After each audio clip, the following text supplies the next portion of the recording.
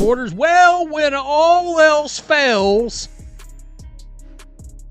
when it seems like nobody is caring about your CBA anymore because the NBA gambling situation sucked all the air out of the basketball room and the basketball world, to be honest. When all of that happens, signal from the bullpen. So Caitlin Clark's name just keeps coming up, right?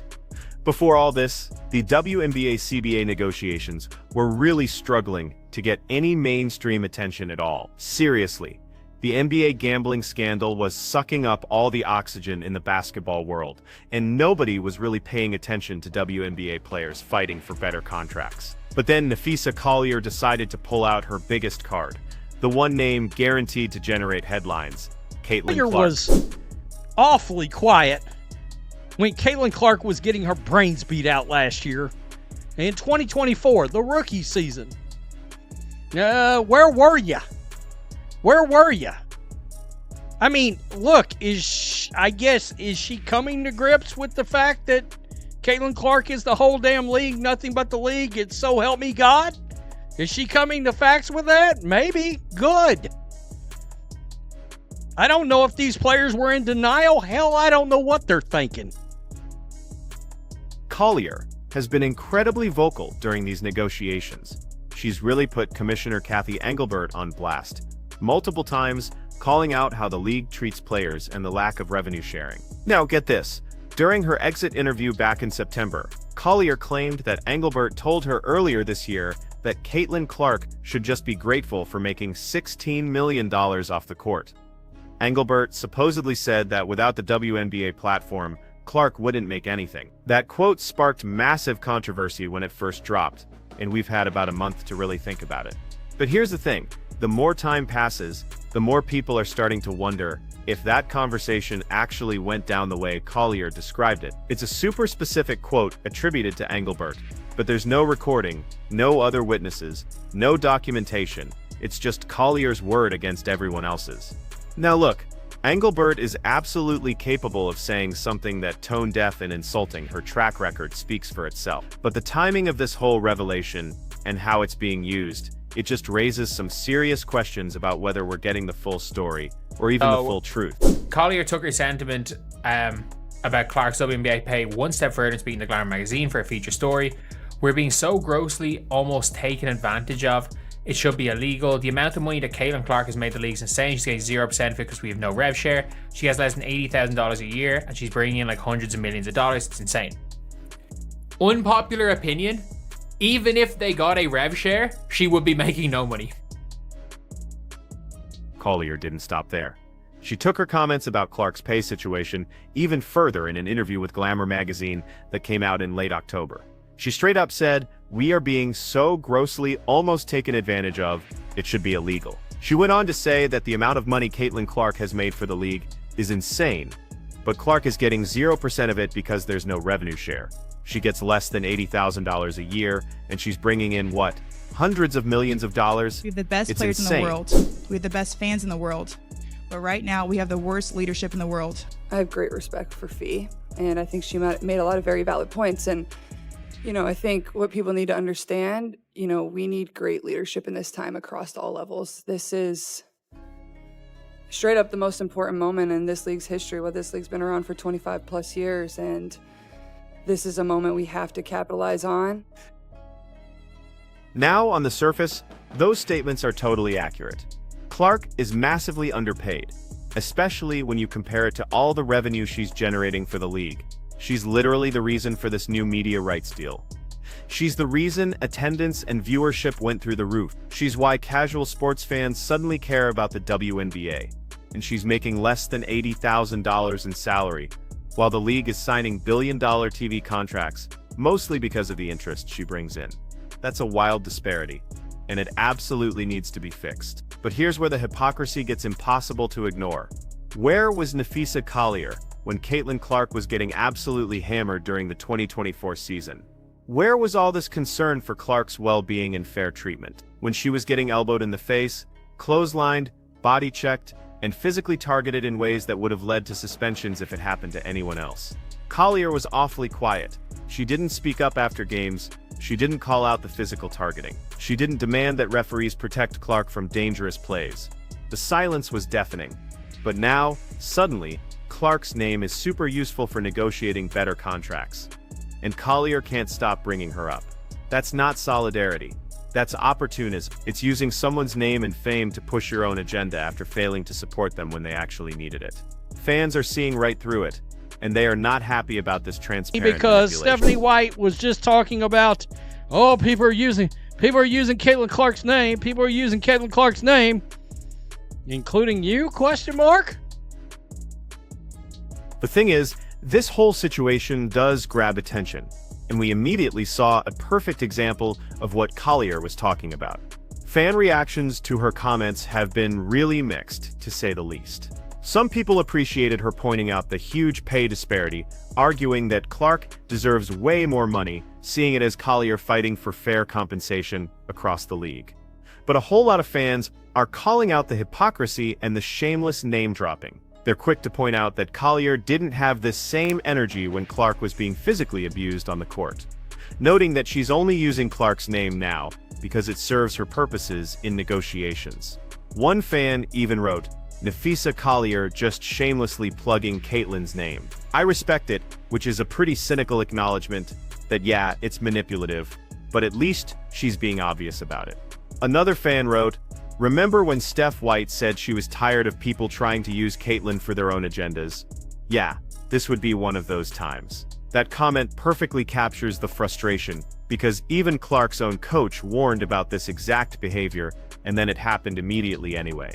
The broader context here is that a lot of WNBA players have complicated feelings about Clark. They resent that she's getting attention they feel they deserve. They're jealous of her endorsement deals and all the media coverage. They don't like that a player who hasn't won championships or been in the league for years is already more famous and influential than veterans who've been grinding for over a decade. That resentment totally played out through the physical targeting Clark endured. Players felt justified in playing her extra rough because they saw her as getting special treatment and undeserved hype.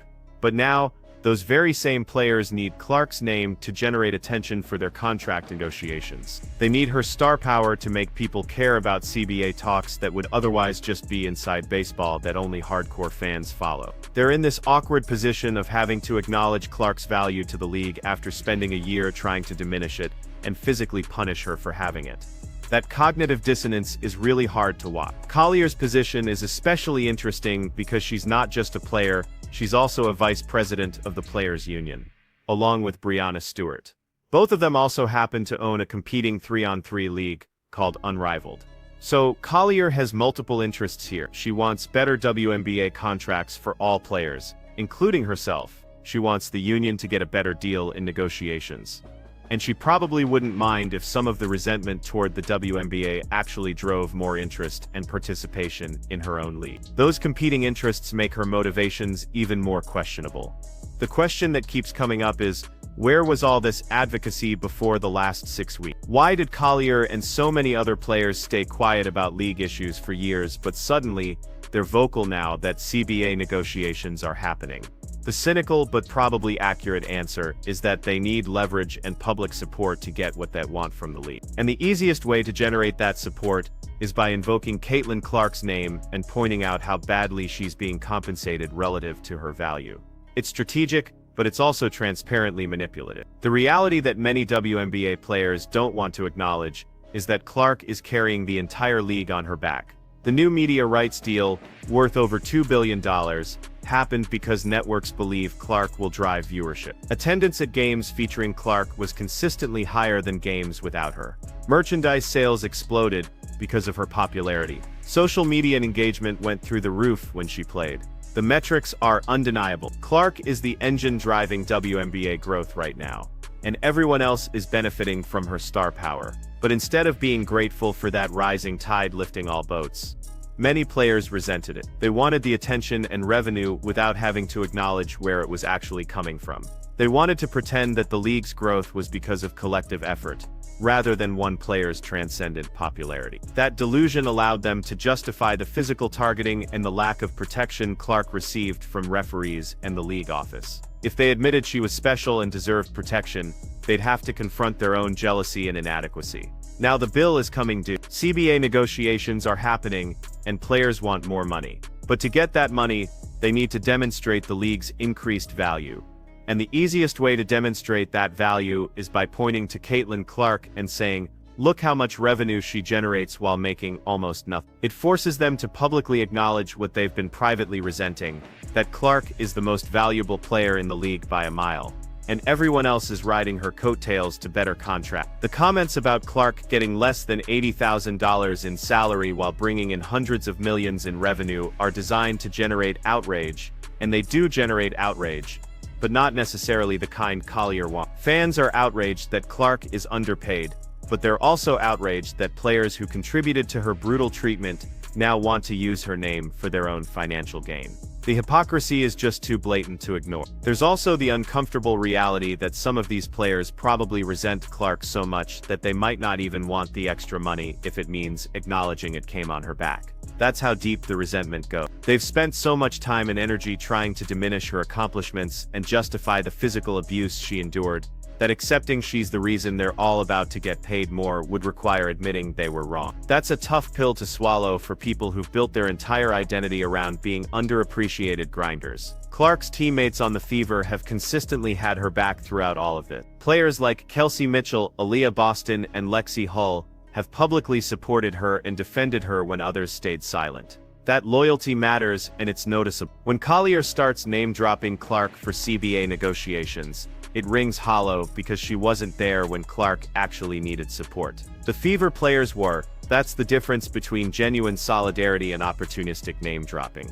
The bigger question is, what happens if the CBA negotiations result in better contracts and revenue sharing, and if Clark benefits from that financially, does that somehow make up for the abuse she endured? Does getting paid more erase the fact that the league and most of its players failed to protect her when she needed it? The answer is obviously no. Money doesn't fix broken trust. Pay raises don't undo physical injuries, or the mental toll of being targeted night after night without protection. Clark would be entirely justified if she decided to take her talents elsewhere. If a team overseas offered her $5 million to play in a league where she'd be protected and valued, why wouldn't she take it? If she decided that the WNBA doesn't deserve her after how they've treated her, nobody could blame her. She owes these players and this league nothing. They've shown her who they are through their actions and their silence. Using her name now, when it's convenient, doesn't change the fundamental disrespect she's experienced. The irony is that the WNBA needs Clark far more than she needs the WNBA. She has her Nike deal,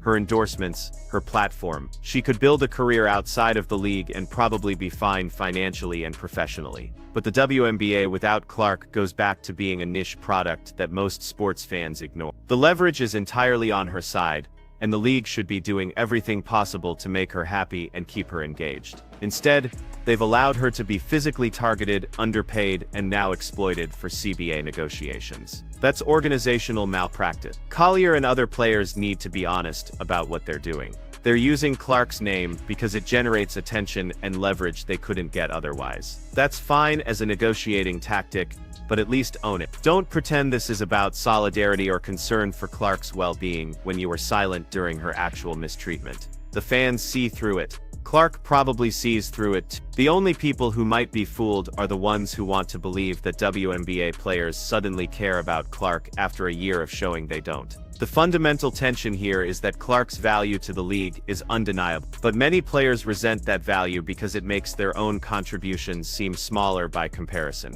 They want the benefits of her star power, the increased revenue and attention, without having to acknowledge that she's the reason those benefits exist. That's not how reality works. You can't have it both ways. Either admit Clark is carrying the league and treat her accordingly, or stop using her name when it's convenient for negotiations. The CBA talks will eventually conclude with some kind of deal. Players will probably get better contracts and some form of revenue share. Clark will benefit financially from that, which she absolutely deserves. But the underlying issues won't be resolved. The resentment will still exist. the hypocrisy will still be obvious, and Clark will still have every reason to question whether the WNBA is where she wants to spend her career. Look, Napheesa Collier using Caitlin Clark's name for CBA leverage is peak hypocrisy. She stayed silent while Clark got beaten up, but suddenly cares now that her name can help negotiations. Fans are calling it out, and they're right to be frustrated. Clark deserves better than being used by players who didn't protect her when it mattered.